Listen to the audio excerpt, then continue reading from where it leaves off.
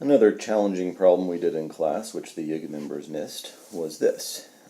We have a block on a frictionless surface that's not necessarily perfectly circular. It could be, but it's not. Released from a certain height, h, and then it becomes a projectile as it launches off this ledge and lands here. And we want to find delta x in terms of h and h. In class we made this h1 and h2, but just for fun I'm going to make both of them h. So the problem is find delta x in terms of these heights h.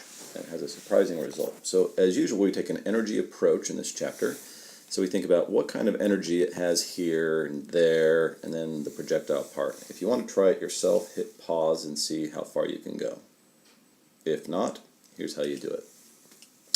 From an energy standpoint, we start with a certain amount of energy initially here, and we want to compare it to the final energy there.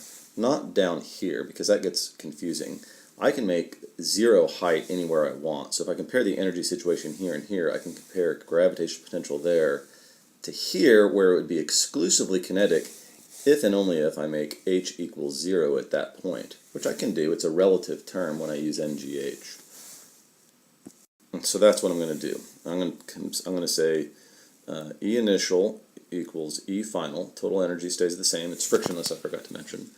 So at the top there I've got mgh worth of gravitational potential energy, and that should equal 1/2 mv final squared at the bottom of the incline, which means the final velocity that it has when it gets down to the bottom there is root 2gh.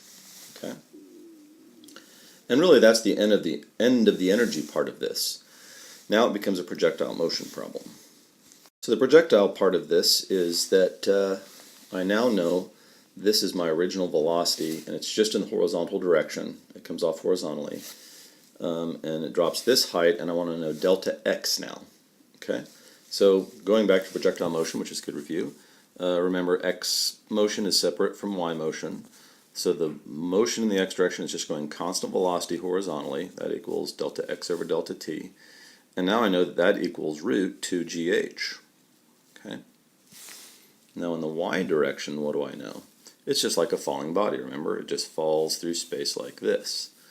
So we know that delta y equals h. We know that gravity is a g. I'm going to make down positive. And what else do we know? Because it's just shot horizontally, we know the initial y velocity is 0. Alright, so what I would like to do at this point, I would like to figure out something, because I only want to know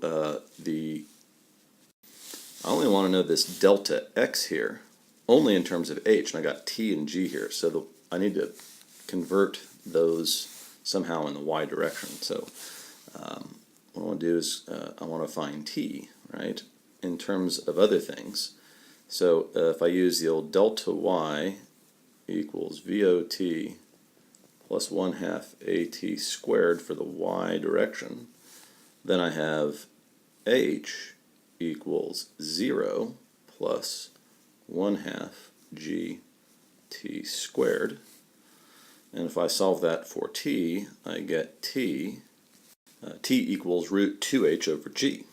Then I just substitute that in for t and solve. And the solution to this becomes very elegant if you follow substitution and cross-multiplying there. Right, so I just substitute in here, cross-multiply, I get this expression right here, and the square root times the square root, everything goes under the square root, and if you solve that, check it out. 2h. Fascinating.